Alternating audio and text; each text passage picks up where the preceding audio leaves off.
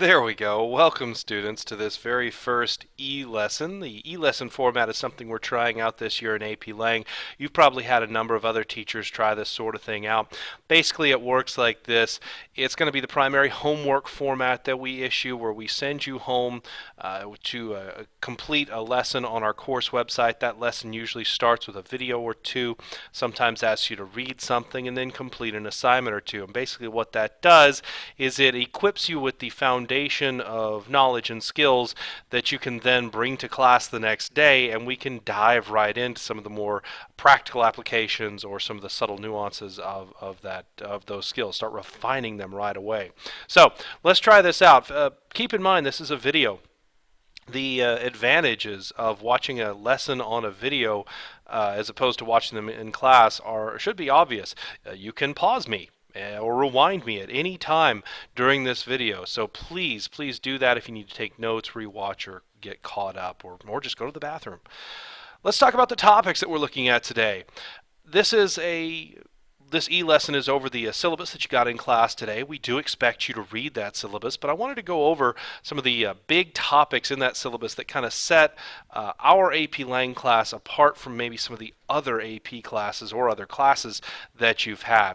I want to first talk about the AP course workload, then talk about our academic dishonesty policy, get into assessment and grading philosophies, talk about deadlines for a minute, and then finally talk about the importance of maintaining an open dialogue.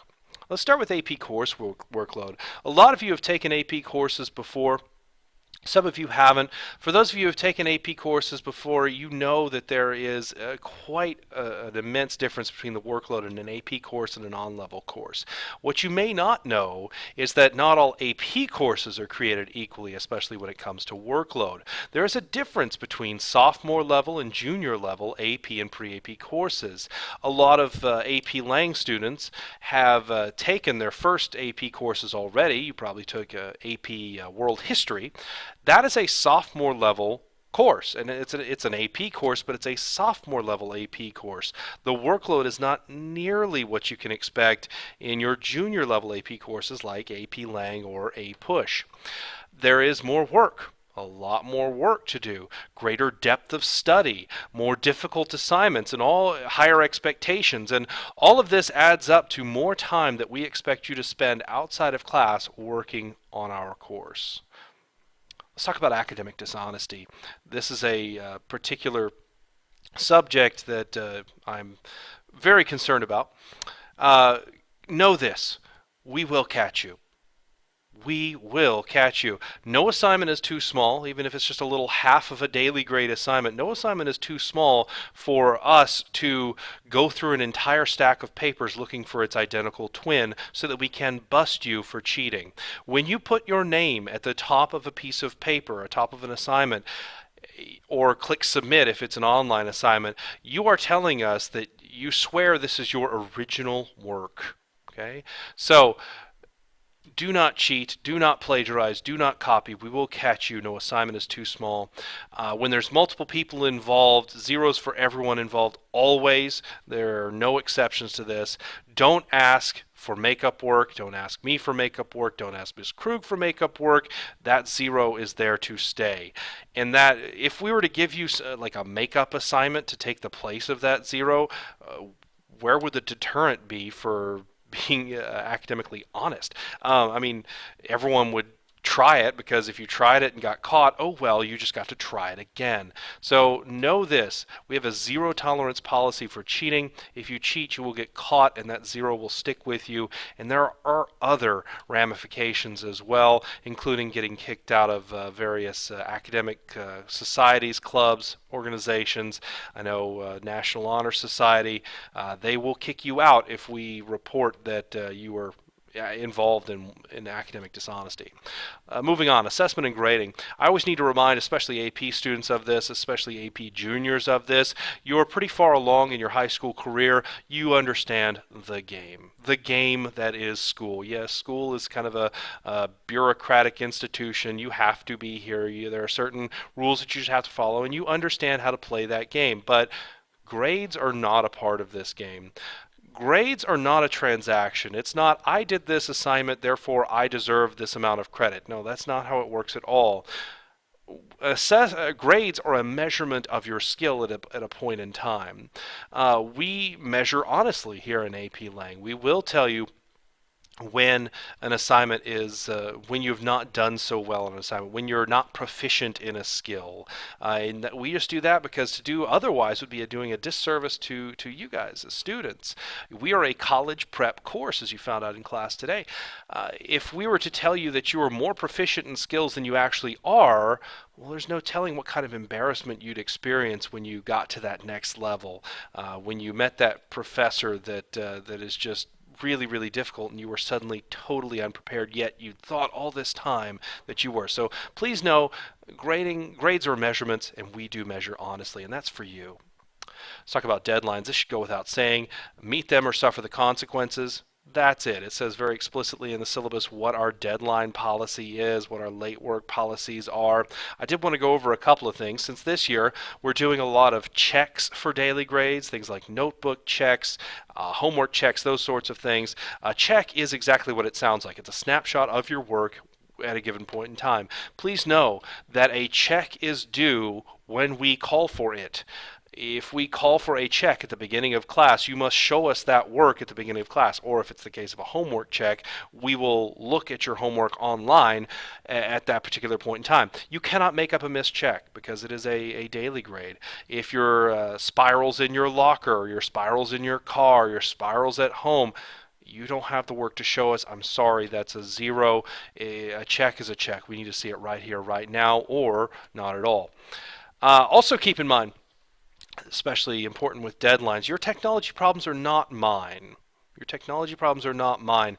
If every time a student ever told me that they got a virus on their computer the night before a major essay was due, if I let that student slide every time, where would it end? Pretty soon I'd have 20 students every assignment tell me the exact same thing. So you have to learn to troubleshoot technology problems and get out in front of them. In fact, this is the big thing about meeting deadlines. Get out in front of potential issues. When you're first given an assignment, look for potential obstacles as far as timing goes and get those out of the way ahead of time.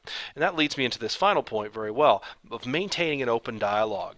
If you look at a deadline and start considering the various obstacles you might have up front, that will allow you to then communicate with your instructor for any possible leeway or extensions, that sort of thing. Keep in mind that although we do instruct a very difficult class and we have to be very strict with our policies because we have such high expectations, keep in mind, Ms. Krug and I are reasonable people. We're teachers. We're compassionate people. We understand. We were where you are. We understand how difficult your workload can be, especially the workload of an AP student. Keep this in mind. We are very reasonable people, but if you don't give us time to help you, we can't help you. I want to encourage all of you to maintain an open, honest dialogue with your instructor. Talk to us when things are going wrong. Talk to us when you see something coming up and you know you're going to miss class. Talk to us when you first start to feel yourself dipping below the surface and you can't quite stay afloat anymore. Talk to us then. Also, students who email us frequently tend to perform better. I know this is true with my students who are in a lot of extracurricular activities.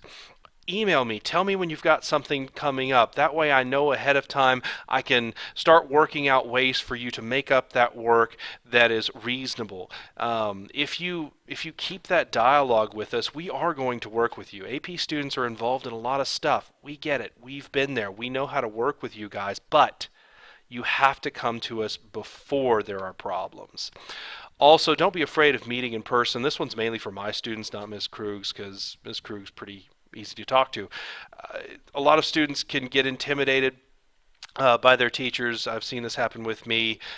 Those of you who will work with me for a while, you know that I'm really not that intimidating of a guy. Please come talk to me. I want to help you. I want you to succeed in this class. I just need you to give me the time to be able to help you.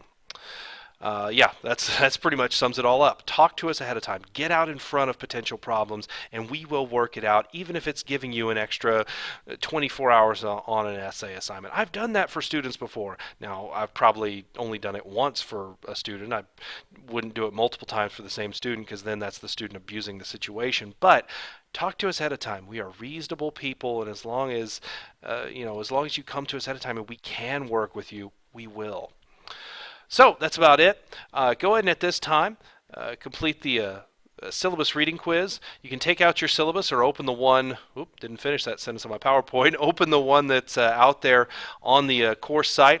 This is an open book quiz. We're not watching you take it. Feel free to refer to your syllabus, and keep in mind that the quiz is not just over the stuff in this video. The stuff in this video, I just wanted to kind of hit home some of the major points about this class that you need to understand in order to succeed and thrive.